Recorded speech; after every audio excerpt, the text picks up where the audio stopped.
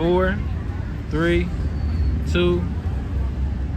Yo, what up, what up, what up? Man, it's Lead Your Lineage podcast. We still here at the Black Indie Joy doing our thing. Like I said, we enjoying the moment. We enjoying the groove. It's music. It's beautiful melanated people from the man to the women. It's a lot of beautiful women out here, you know? And hey, we doing our thing. So, man, I'm here. Go ahead and introduce yourself, brother. What's cooking, family? I go by the name Crisco. Yes, Like I sir. said, we here at the Black Joy Festival. And I stepped by. I was just walking past, you know what I'm saying? They flagged me down. Shout out to my boy, Deshaun, you feel me? Yeah. He flagged me down and seen me. And I'm like, yo, what's cooking? He was like, yo, step into this podcast. We got something to talk to you about. Yeah, family, So, man. I'm here. We appreciate you, man, and we glad for everyone who stepped in here and under this and talked about family, because I see that this touching melanated folks. I see a lot of melanated folks shy away from it. They get scared, man, and they don't want to talk about it. But in order to build this, we got to talk about it. What happened, Doug? No, we Okay. Yeah, man. So we gon' get right to it. I'm gonna ask these questions. What is your family most common generational dysfunction? Man, that's a loaded question.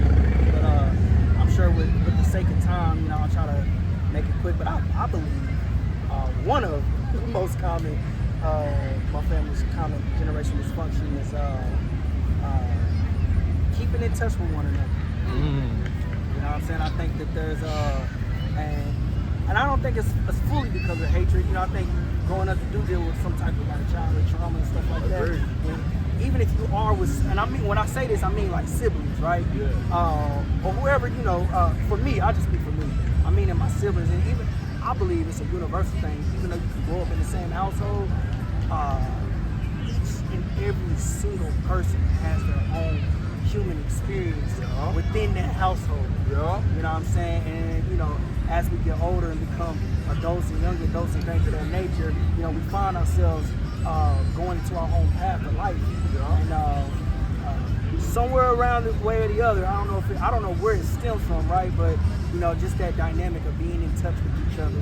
You know, I definitely feel like, you know, we all know we're there for each other. Yeah. But just that again, that dynamic of, you know, I meet peers and stuff like that have no problem speaking to their relatives every single day. Yeah. Calling their moms or their pops or whoever every single day. You know, that ain't my reality. You know what I'm saying? And I don't know if I can if that's equivalent for my other siblings. You know what I'm saying? How many siblings you got? Man, so with my mom and pops, I have 5 sisters or 4 sisters, and I'm the only boy. Oh man, But bro, I have bonus sisters, so 6 sisters, only boy. And then I got my brother. Shout out to my brother Wes. You feel me? So brother from another mother. Brother indeed. Yeah. Oh, Yeah. So it's really like 7 of us. So y'all deep, man. We deep too, and that's what I was saying, because me and my siblings, we not as close as we used to be, man. And a lot of that is because of trauma. A lot of that is because of events that took place that separated us, and we really haven't got to fill that void and that emptiness of yet, man. And you know what? A lot of that, my big brother and my little brother, they doing time in the penitentiary, so that's what separated us. If it wasn't for that, me and my brothers would still be hanging out. So I definitely with you with that, man. And how do you feel like you can get to that point where you can talk to your mom and your sister every day? What you feel like you got to do? That's a powerful question. In order for y'all to change that? I definitely say be more proactive. You know, there's I'm not sure if y'all familiar with a guy named Jim Rohn. Yeah, so a lot of people are familiar with Tony Robbins. Okay. Right? So Jim Rohn was Tony Robbins' mentor. Oh, okay. So if y'all not familiar, check out Jim Rohn. Powerful guy, man. But he speaks about he speaks about a plethora of things. But there was a particular time in my early 20s where I was just listening hours upon hours at Jim Rohn. I don't read a lot, but I listen to a lot of audiobooks and stuff like that. And there was something that he said. Now I'm paraphrasing it. It seemed like verbatim, but he said something along the lines of, make sure whatever you're after, the price is worth it. You know, and in his pursuit of his dream, of his vision, there were certain things that cost him to get to where he was trying to go, that if he knew it would have cost as much as it did, he wouldn't have probably tried to pursue certain things. And the basis of that message, probably when he was talking about that, a lot of that is about family. You know, don't sacrifice family. You know what I'm saying? Don't sacrifice family. You know, make sure you stay intact to that as you pursue your vision and things of that nature. Like I said, that question that she asked was a little loaded, but pro-action. No, it's good. Pro-action. I think that bringing up Jim Rohn, it just kind of makes me think about when I get the thought of making a call, sending a text message and saying, hey, checking in, love you. Just doing stuff like that. Yeah. That could be the way to kind of like change that reality. Yeah, it don't take a couple seconds, man. I talk to my grandma at least 3 times, 4 times out the week, man. Shout out to Barbara Jean, man, and I can really, and I go visit her every once a month. I mean, like at least once a month, twice out. You know, I got to on the weekends, man. But I'm gonna get to the second question. Where do you see your family in the next 5 to 10 years? Where do I see my family in the next 5 to 10 years, man? With the grace of God, man, and we continuously visualizing, you know, positive thoughts, you know.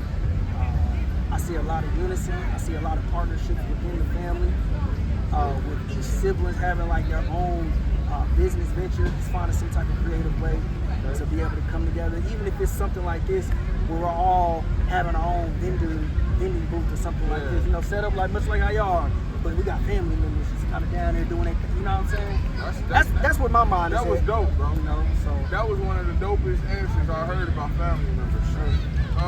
What is your personal definition of family, and what does family mean to you, brother? My personal definition of family. Family is the friends that you get to choose. You know, a lot of times we believe that family is the people we were born with. You know, but there's a lot of stories in life where you know, those people who were born with can be sabotaging the destination God has for you. So family to me is, you know, we call them friends, but this is the people you literally choose, you know, to have in your life for longevity, not just for that spare moment. I agree. And then what was that other question? And what does it mean? Family means to me is legacy.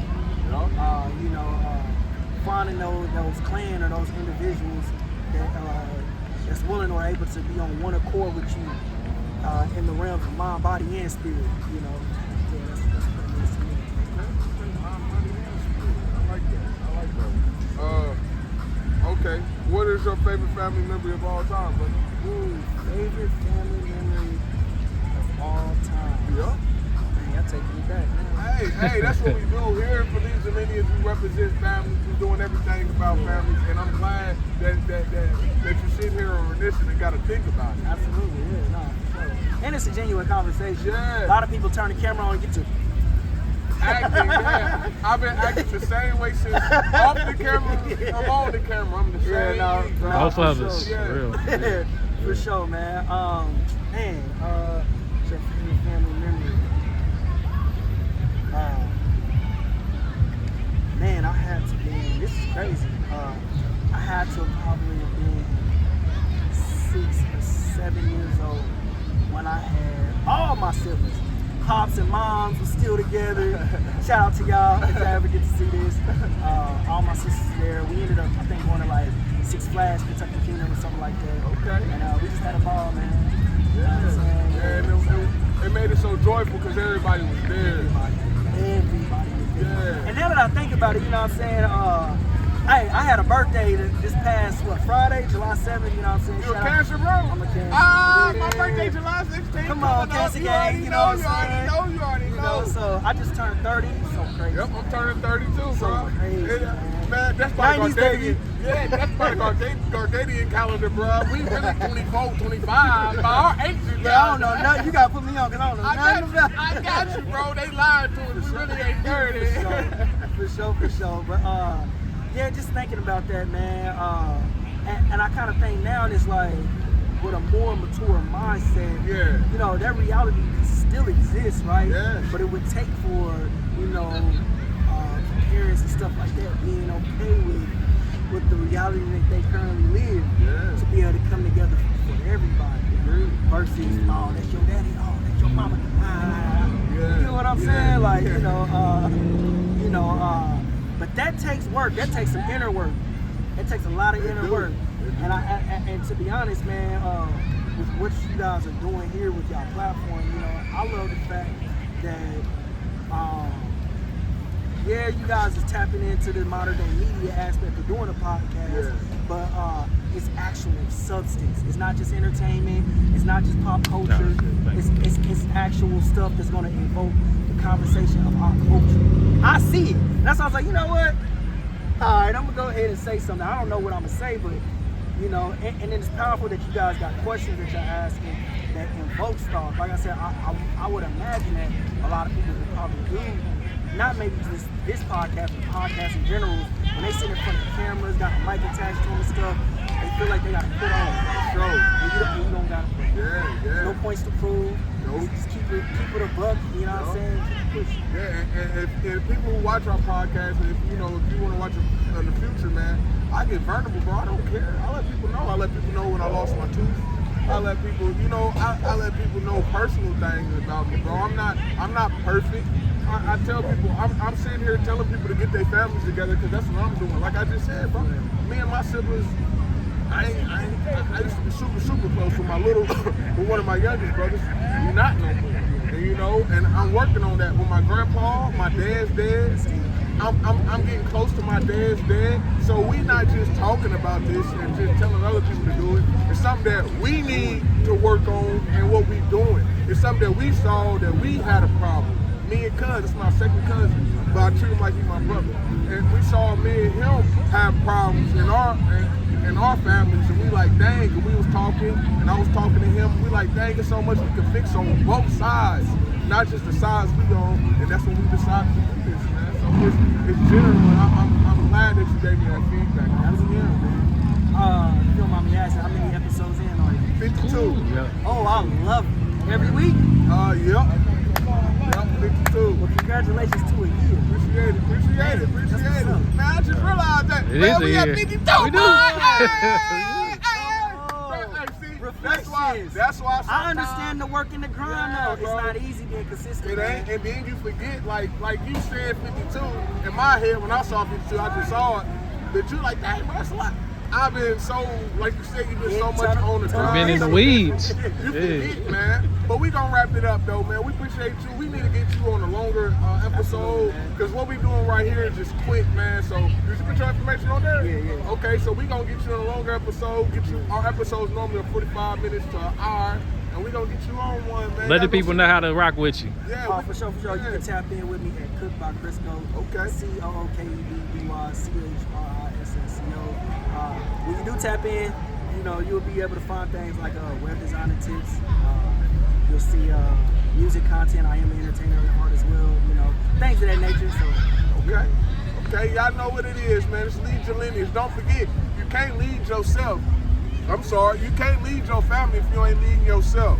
And you can't be a brown leaf on the tree. You gotta be the green one. Peace.